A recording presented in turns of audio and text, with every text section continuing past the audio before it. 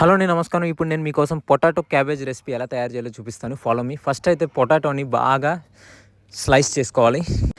Slice చేసిన వెంటనే ఇమ్మీడియట్గా ఒక గిన్నె తీసుకొని అందులో వాటర్ వేసుకొని నానబెట్టుకోవాలి, లేకపోతే అవి నల్లబడిపోతాయి, పాడైపోతాయి. నెక్స్ట్ ఒక 40-50 గ్రాముల క్యాబేజ్ తీసుకొని కట్ చేసి పెట్టుకోవాలి. అదేవిధంగా ఒక 2-3 క్యారెట్లు తీసుకొని స్లైస్ చేసుకొని పెట్టుకోవాలి. అందులోనే క్యాబేజ్ వేసుకోవాలి, క్యారెట్ వేసుకోవాలి, నానబెట్టుకున్న పొటాటోస్ పీసెస్ అనేవి వేసుకొని ఒక బౌల్లో పెట్టుకోవాలి. నెక్స్ట్ ఇదే విధంగా ఒక బ్రెడ్ తీసుకొని ముక్కలు చేసుకొని దాన్ని మిక్సీ చేసుకోవాలి. అది అందులో వేసుకోవాలి. ఆ వెంటనే ఒక 2 ఎగ్స్ని తీసుకొని పగలగొట్టుకొని అందులో వేసుకొని బాగా మిక్సప్ చేసుకోవాలి. మొత్తం మిక్స్ అయిపోవాలి, కొంచెం కూడా ఎగ్ మిగలొద్దు. ఆ వెంటనే మనం పెప్పర్ వేసుకోవాలి. కొంచెం వేసుకుంటే సరిపోద్ది, మరీ ఎక్కువ వేసుకున్న ఘాటు ఎక్కువ అయిపోద్ది. దాన్ని బాగా మిక్సప్ చేసుకోవాలి. ఉప్పు మనకు సరిపడినంత వేసుకుంటే సరిపోతుంది.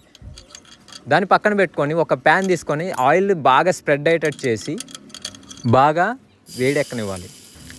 వేడెక్కాక మనం మిశ్రమాన్ని తీసుకొని ఆ ప్యాన్లో స్ప్రెడ్ చేసి మనం కుక్ చేసుకోవాలి. పల్చగా అయితే ఇరిగిపోతుంది. కొంచెం మందం అనేది మరీ మందం ఎక్కువ ఉండొద్దు, పల్చగా ఉండొద్దు, మీడియంలో ఉండాలి. అలా స్ప్రెడ్ చేసుకొని మనం కుక్ చేసుకోవాలి. అంటే డ్రై ఫ్రై లాగా అనమాట. 2 to 3 minutes మనం అలాగా ఫ్రై చేసుకున్నాక ఇమ్మీడియట్గా తిప్పుకోవాలి. అలాగా 2 sides మనం వేగనివ్వాలి. వేగాక మనం ఇలా ప్లేట్లో వేసుకొని పక్కన పెట్టుకోవాలి. దాన్ని చాకుతోటి పిజ్జా లాగా 4 పీసెస్ లాగా కట్ చేసుకొని పెట్టుకోవాలి. అదేవిధంగా మనం చిన్న పీసెస్లా కూడా చిన్న ముక్కల్లా కూడా మనం చిన్న దోశ ఎలా అయితే వేసుకుంటాం అలా వేసుకోవచ్చు. సేమ్ ప్రాసెస్ ఇలా వేసుకున్నాక మీ పిల్లలకి ఆనందంగా తినిపించండి, మీరు తినండి. ఇది పొద్దున పూట కానీ ఈవినింగ్ పూట కానీ మంచి స్నాక్స్ లాగా మంచి పౌష్టికాహారం లాగా బాగా ఉపయోగపడుతుంది.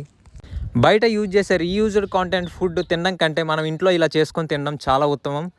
నా వీడియో మీకు నచ్చినట్టయితే thanks for watching. Please subscribe my channel for more videos.